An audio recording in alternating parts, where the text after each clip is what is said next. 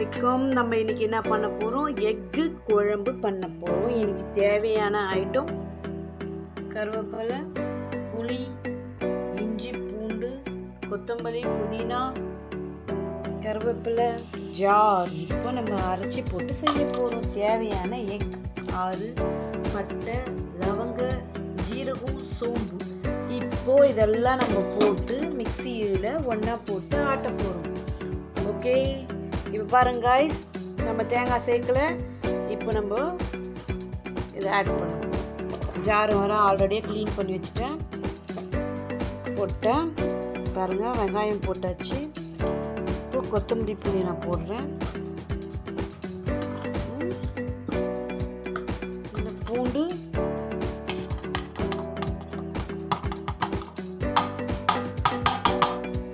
எல்லாத்தையும் ஆட் பண்ணியாச்சு. நம்ம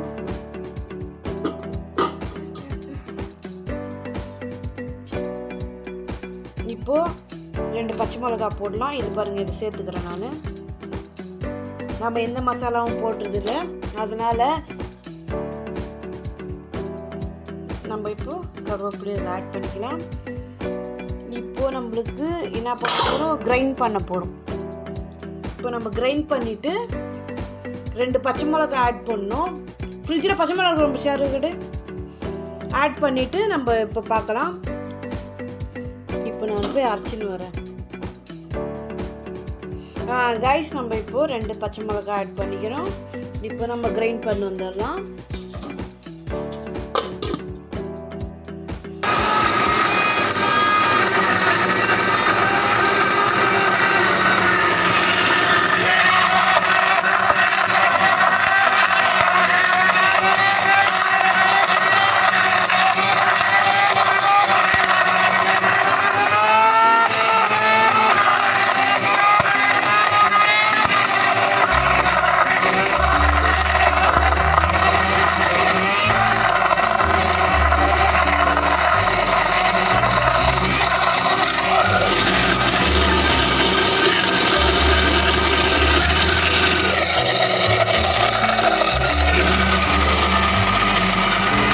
அரைஞ்சிருச்சு நல்லா. இப்போ தக்காளி ஆட் பண்ணிக்கலாம். நம்ம 2 காய்ஸ், நான் 2 தக்காளி ஆட் பண்ணிட்டேன். பார்க்கலாம் இதுங்க. இப்போ கிரைண்ட் ஆகிடுச்சு பாருங்க காய்ஸ். இப்போ எப்படி கிரைண்ட் ஆகிடுச்சு பாருங்க. இந்த பேஸ்ட் நம்மளுக்கு போதும். நம்ம இப்போ கேஸ் ஆன் பண்ணிக்கலாம்.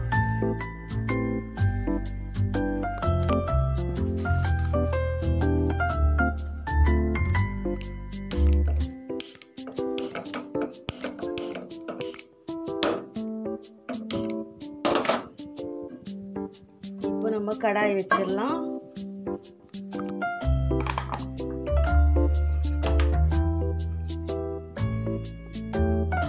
நம்ம எக்கு வந்து இப்போ பாயில் பண்ணல, ஒன்றும் பண்ணல. அப்படியே எக்கு வந்து பச்சையாக இருக்குது. ஸோ நம்ம இனிமேல் உடச்சி ஊற்றி ட்ரை பண்ண போகிறோம். நீங்கள் ட்ரை பண்ணுங்கள். நான் ஆல்ரெடி ட்ரை பண்ணிட்டேன். இப்போ செஞ்சு உங்களுக்கு காட்டுறேன். நீங்கள் கண்டிப்பாக உங்கள் வீட்டில் வந்து செஞ்சு பார்த்துட்டு எனக்கு கமெண்ட் பண்ணுங்கள். நம்ம எல்லாத்தையும் இப்போ ஆல்ரெடி நம்ம அதில் வந்து ஆட் பண்ணியாச்சு. இப்போ நம்மளுக்கு இதில் ஆட் பண்ண வேண்டியது எதுவுமே இல்லை. ஒன்லி ஆயில் போட்டுமா, ஆயில் போட்டு இப்போ நம்ம ஆயிலில் போட்டுட்டு ஆட் பண்ணிவிட்டு நம்ம இதில் என்ன ஆட் பண்ண போகிறோம்னாக்கா, ஒன்றும் ஆட் பண்ண ஆல்ரெடி நம்ம பட்டை, லவங்க, ஜீரகம், சோம்பு எல்லாத்தையும் ஆட் பண்ணியாச்சு. இப்போ நம்மளுக்கு தேவையான ஐட்டம் மட்டும் இப்போ நம்ம அந்த மசாலாவை போடுவோம். இப்போ ஆயிலை போடுவோம். ஓகேங்களா? இப்போ நம்ம ஒரு எக்ஸாம்பிளுக்கு வந்து நம்ம அதை அரைச்சி ஊற்றுறதுனால,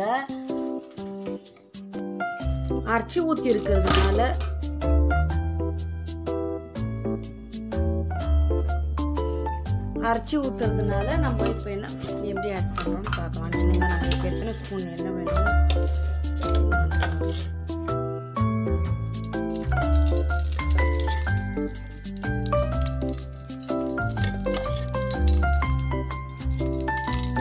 நம்ம அதை அரைச்சி வச்சுருக்கோம் இல்லையா, அதுக்கு ஆயில் தேவைப்படும். நான் இப்போ வந்து ஒரு 4 ஸ்பூன் ஆயில் ஆட் பண்ணியிருக்கிறேன். ஓகேவா? இப்போது நம்ம என்ன பண்ண போகிறோம்? இப்போது 2 பட்டை போட்டுக்கலாம். ஓகே, லவங்க 2, பிரியாணி லீஃப் வேண்டாம். ஓகேங்களா? இப்போ நம்ம பிரியாணி லீஃப் ஏன் போடலன்னா கேட்கும். அதெல்லாம் தேவையில்லை இப்போதைக்கு. இதுக்கு நம்ம ஆல்ரெடி மசாலாஸ் ஜாஸ்தியாக போட்டு வச்சுக்கணும்.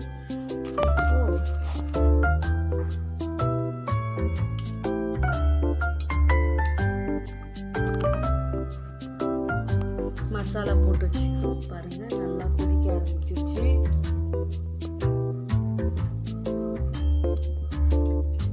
இது நம்ம மசாலா இப்போ நம்ம மசாலா போட போகிறோம். பட்டை லவங்கம் கொதி வந்துருச்சு.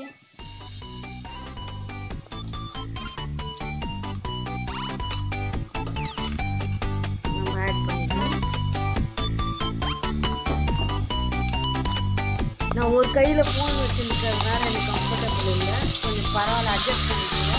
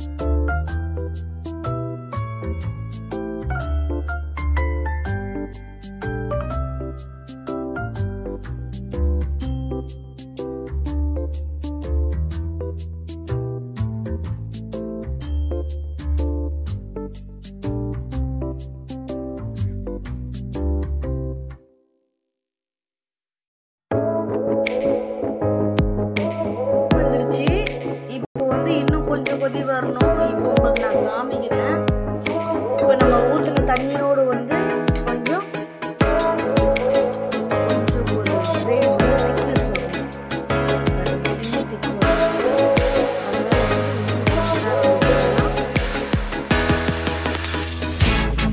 திக்னஸ் வரணும். தோசை இட்லிலாம் இன்னும் ஃபஸ்ட் கிளாஸாக இருக்கும். Try this home. Don't miss. Daily நான் போடுற டிஷ்ஷஸ் டெய்லி ஒரு நாளைக்கு நீங்கள் ட்ரை பண்ணி பாருங்கள். கண்டிப்பாக வந்து உங்களுக்கும் பிடிக்கும். நீங்களும் ட்ரை பண்ணி பாருங்கள். டிஃப்ரெண்ட்டாக வீட்டில் செஞ்சு பாருங்கள். உங்களுக்கும் டேஸ்ட் பிடிச்சிச்சுன்னா ஓகேவா?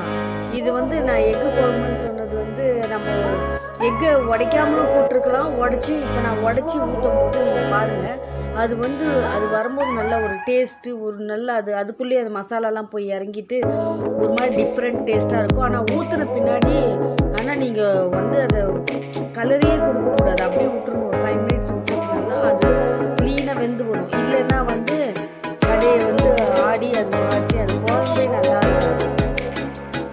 அதனால எது குழம்பு வந்து அதை வந்து கலக்கக்கூடாது. நம்ம இப்போ போட்டுட்டோம்னா போட்டு கீழே விட்டுருணும். கொஞ்சம் நேரம் விட்டுட்டு பின்னால் தான் நீங்கள் இருக்கணும். இது பாருங்கள், ஆயில் மேலே வந்து 5 மினிட்ஸ் கழிஞ்சு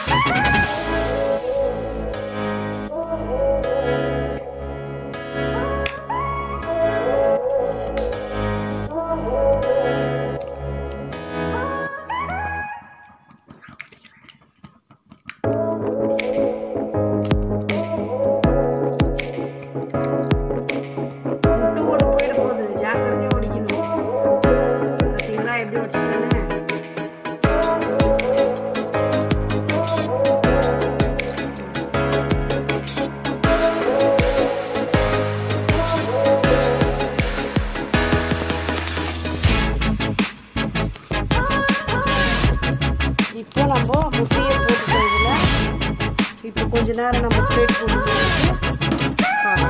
ஓகேங்களா? இப்போ நம்ம தோசை எப்படி ஆயிடுச்சு நம்ம பார்ப்போம். தோசை வந்து ரெடி ஆயிடுச்சு.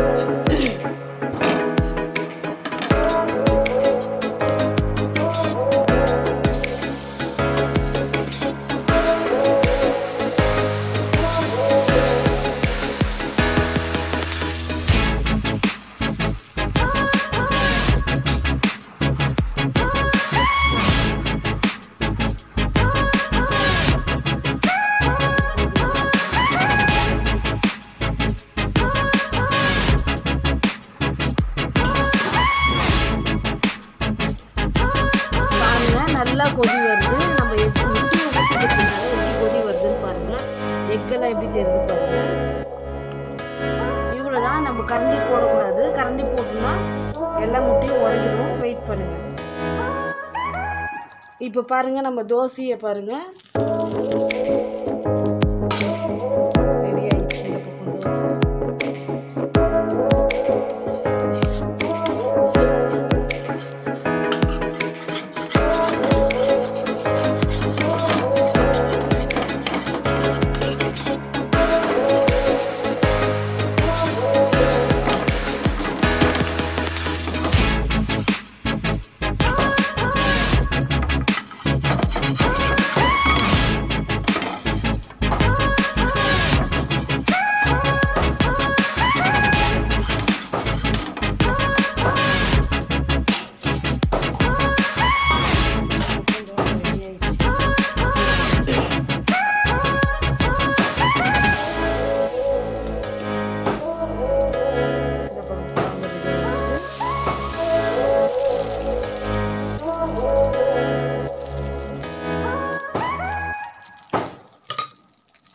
பிளேட் போட்டு மூடிடலாம்.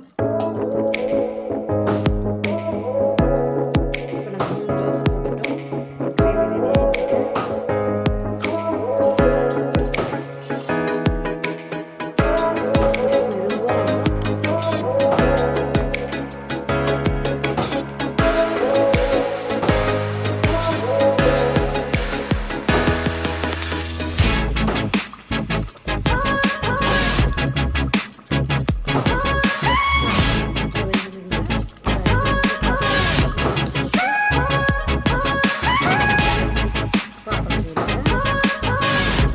நல்லா வெந்து வந்துருச்சு. இப்போ பாருங்க நம்ம கையில் எடுக்கிற அளவுக்கு வந்துருச்சு. எக்கு இதுதான் எக்கு கிரேவி. இப்போ எக்கு முட்டை குழம்பு இது அப்படியே திருப்பி போட்டுருவோம். எடுத்து திருப்பி இங்கே ஒன்று இருக்குல்ல, அப்போ இது பக்கம் திருப்பிடலாம்.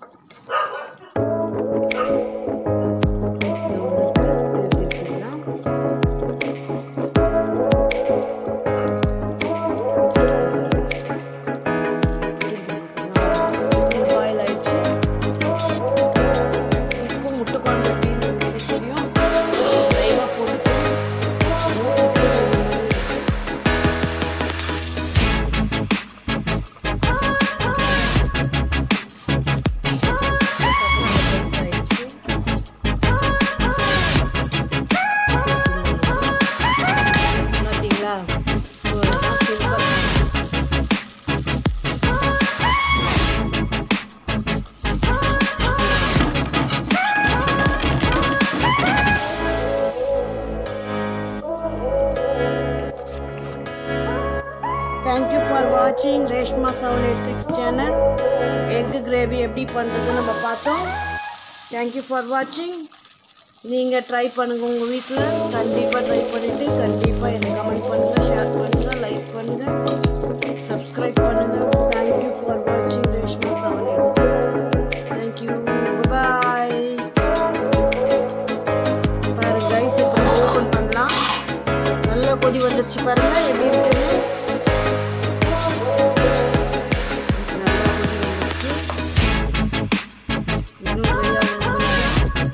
அதுக்குள்ளே மாவு எடுத்து எக்கு குழம்பு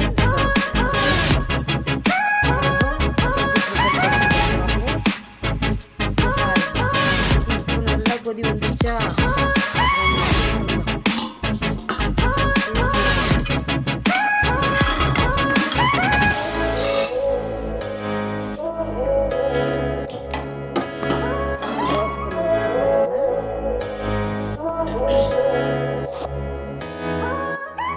இப்போ அது ஆகிறதுக்குள்ளே நம்ம ஒரு தோசையும் போட்டுருவோம்.